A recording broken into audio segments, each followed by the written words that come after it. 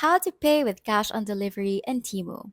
In this video, I'm going to share with you how you could select the option cash on delivery on Temu.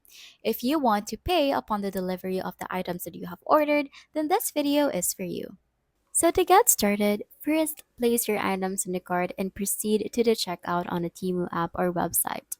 When you reach the payment section, choose the cash on delivery option as your payment method.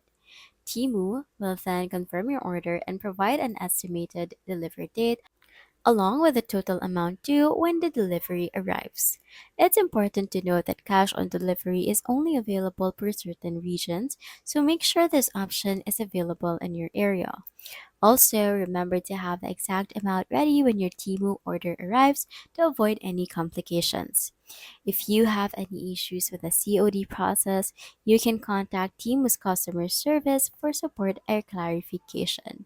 Just take note that you need to be careful to pay your cash on delivery on time, and you should always have cash on hand when the delivery arrives. And that's how you pay with cash on delivery in Temu. It's a simple and convenient option if you don't want to pay upfront.